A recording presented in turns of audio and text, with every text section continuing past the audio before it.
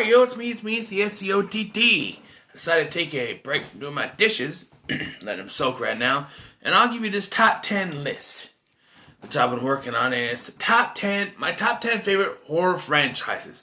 Now, for me, the qualification for a franchise is that you have to have more than 3 films. So 4, 5, 6, so on and so forth. Anything lower than 3, anything 3 or lower, it's just a trilogy or a duology. It doesn't count as a franchise. You have to have 3, 4, or more. Anything more than 3. So, we'll start off at number 10. I do an honorable mention, and that's the Subspecies franchise, the Leprechaun franchise, and Evil Bong franchise. You know, I've only seen one movie from Evil Bong. It looks like a ride, so I like the first film, so that's why the honorable mention. Alright. So number 10. Oh, and the Critters franchise is also an honorable mention. So, number 10 is the Hellraiser franchise. I like most of these films. Revelations and Inferno aside. They're not bad films. I think maybe if they went a different route other than just taking spec scripts they already had and shoving Pinhead into it, it would have done better. But, hey, it got them a moderate franchise out of it, and I guess it's okay. Alright, number 9 is Saw. The first film I generally love. The rest, they're okay. Saw 4 is good. And Saw 2 is alright. But yeah, I have a soft spot for this franchise. It's pretty good. I really enjoy it. But it doesn't get any higher than 9 because I'm not a big fan of the torture porn kind of thing. So once you get into that, once you get to like part 3, is really where it picks up, and you just kind of, But I still like the franchise. Number 8 is the Universal Monsters. Classic Universal Monsters franchise. I've only seen Dracula and Frankenstein, but I really enjoy them, and I'm sure I'll enjoy the rest of them. They're favorites. I had to take Leprechaun off this list to put them in here because I love these characters. Dracula, Frankenstein, and Wolfman. Absolutely wonderful. Number 7 is Paranormal Activity franchise, and I am surprised it's actually this high up on the list. I thought it would be more towards in the top 5, but other franchises knocked it out. But I do actually love this franchise. As you know, this was my first big review series that I did, and I enjoy watching. I can enjoy watching all these movies. Maybe the first 3 are iffy sometimes. I mean, once you get to 3, it starts to pick up a little bit. I think that's where it gets better.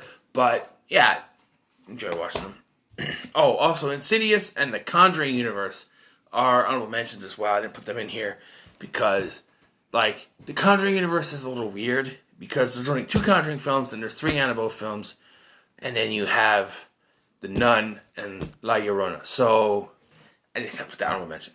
And Insidious. No. Number 6 is Final Destination. This soft spot. I'm surprised this isn't in my top 5, but I had just missed just that much that it misses being in my top 5, and it hurts my heart, but it's number 6. I love these films ever since I borrowed my grandma's copies of the first 2. She had the first 2 at her house, and I borrowed them to watch, and then she got the 3rd one, I watched that one, and I bought the 4th one myself when I moved out here, and I confused the hell out of her too. Tell a little story. I'm like, hey, I got the Final Destination today. She's like, what? Don't you already have that one? I'm like, no, the 4th one. She goes, oh, Final Destination 4. I'm like, no, it's called the Final Destination. She's like, well, that's stupid. I'm like, yeah.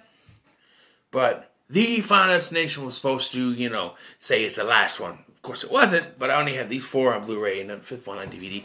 One of these days, maybe after I finish the Alien vs. Predator franchise, which I swear I'm going to continue tomorrow. I got one more movie I'm going to review tonight once I get my dishes and stuff done. And then I'll get back on the Alien vs. Predator franchise tomorrow, I promise. But, yeah, number 6. Number 5, it's a Scream, baby! Hit me with the phone, dick! That's right. The Scream franchise.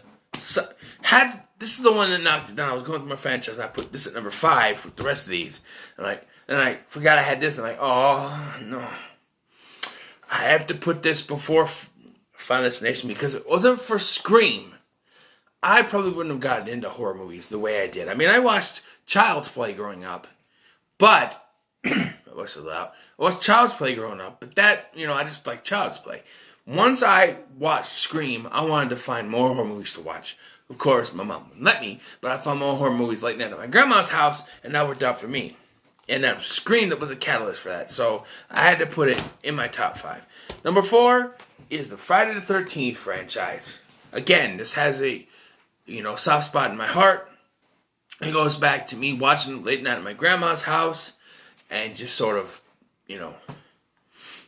having fun, watching these schlocky movies that were, it was like, I think it was like 5 and 6 were the ones that I really watched back then. But then 8 was the first one I watched all the way through. But yeah, I actually didn't watch part 7 until I got the DVDs. And then, yeah. Number 3, and it's, for some people it'll be like, hey, why isn't this number 1? It should be number 1. He's on the channel all the time. Why isn't he number 1? Well, because there's 2 more that are closer to my heart than this. And it's Halloween. Yes, I know, Michael's on the channel all the time, but, well, he's going to be more and more now. But, I hope. But yeah, just need ideas for him to be on, But yeah, number 3, I love these movies except for the Rob Zombie ones, which I do not like. In fact, I could say I actually hate Rob Zombie's Halloween 2. And I don't like Rob Zombie's Halloween. There's some things to like about Rob Zombie's Halloween. Rob Zombie's Halloween 2, on the other hand, is a steaming pile of shit. I'm sorry. I used to have a soft spot for that one. When I went to the theater to see it, the theatrical version, I thought it was good. And I used to be one of those that stood up for it. But my recent rewatch last year to review it really just, it didn't go with me. I think, now that I'm reviewing movies on the internet, I think I'm looking at it with a more critical eye and I'm seeing things. So, because there are certain films that I've liked before and it's just like, oh, I like this. I mean, it's okay, but like The Fog, right? I had a soft spot for the 2005 Fog. And rewatching it, yeah, I see what people are talking about, but Rob Zombie's Halloween 2 is a steaming pile of shit. There are people out there who defend it, and you have your right to. That's fine. I just don't care for it. Number 2. Bum, bum, bum, bum, bum. Nightmare on Elm Street. That's right. This was the first franchise I actually bought. I had the DVD set where they were the cardboard foldouts, and each of the ends, the spines, had a part of Freddy, and they formed together. I wish I still had that set. I probably still have it sitting out. I wonder if I can find that set cheap on the internet. Probably not. Probably out of print, but I would have had that set again. I gave up 3 of them to a friend of mine. I should have kept those, but I didn't have all of them. All of them. Freddy's Dead was one that kept fucking disappearing on me, no matter where I found it. I found it again, it disappeared. So this has a soft spot because it was the first franchise I ever bought. I bought it from Shopko. It was that big box thing, and I had to sit in my room, and I would watch the movies on my portable DVD player. I used to take baths. Yes, because that way I could watch movies while I take a bath. I was old enough to take a shower. Didn't like the shower we had when I lived with my mom because we had to go down to the basement. There were spiders down there. I don't want no spiders now. So I took a bath. And I would put the lid on the toilet, and I would sit it on the toilet, and, turn it on, and I would watch the Halloween, Friday, what are you? Freddy, bitch. Right. The Nightmare on Elm Street movies. On the DVD. In fact, I still have the DVD set for Nightmare on Elm Street and Friday the 13th, which I can still watch on my portable. And there are times I do to get on nostalgia, but I can't take a bath here because I only have a shower. So, shit on me. But I really enjoy these. And even to this day, like, I watched Nightmare on Elm Street Part 4 the other night because Dave McCrae was doing a live stream. and I really enjoyed it. And so, yeah, I enjoy all these. I even enjoy Freddy's Dead because even though I look at it with a critical eye now, I understand that you're not supposed to get serious. And everybody out there who wag their finger at it say, hey, that's not Freddy. That's not the way Freddy's supposed to be. And he shouldn't be like that. That's a Looney Tune. They were never setting out to make Freddy's Dead a big... I mean, it's supposed to be the end of Freddy's Dead. And I don't like the way he goes out. But they never set out to be a serious movie. By this time, that's what they were leaning into. And so they just made it that way. It wasn't supposed to be taken seriously. I mean, it's a horror movie. It should have, but you know what I mean. And number one, if you know me, this is no surprise. And that's the Child's Play franchise. Chucky. The Chucky franchise. Despite 2 movies in this franchise that aren't that good. And like I said, with Freddy's Dead, I don't mind Seed of Chucky. In fact, I have a DVD copy of Seed of Chucky that I got for my birthday from my mom, which I still have. And, when I bought this, I thought it was the Blu-ray set. And I gave my friend the other DVDs that I had except for Seed of Chucky because it's a birthday gift. And so I'll never get rid of that one. But here, this one, it's fantastic, isn't it? The set. Wish I could find the freaking Blu-ray set. And I wish they'd have the older version of Chucky. My favorite look of Chucky is kind of this version. You know what I mean? From when towards the end before he gets set on fire. That's my favorite looking. Because that's when he's the most human-like before he gets set on fire. And Child's Play, as you know from my ranking, the first Child's Play is my favorite of the franchise. Probably my favorite horror movie, to be honest. But, no buts. I love this franchise. Like I said, Seed of Chucky. I look at it as I do Freddy's Dead. You're not supposed to take it seriously. And even more so with this. Because you're really not supposed to take this one seriously over Freddy's Dead. Because Freddy's Dead is supposed to be the last one. And it goes out with a big laugh. Here, they weren't planning on ending anytime soon. It was the longest one for a while because it, killed it, but almost killed it. And we got Curse of Chucky, which is great. And then Cult of Chucky. And Cult of Chucky is really the first one that I could say I really, really don't like. It spits in the face of the entire franchise. I mean, there's a part in Curse of Chucky that retroactively retcons the first film because, he was running from the police because of what he did to Nika's mom. Wait, then where does Eddie Caputo factor in on this? Did he stop at a payphone and call Eddie to pick him up? They don't show, they don't connect that. And here, in Cult, all of a sudden he can put his soul into multiple bodies, which makes no fucking sense.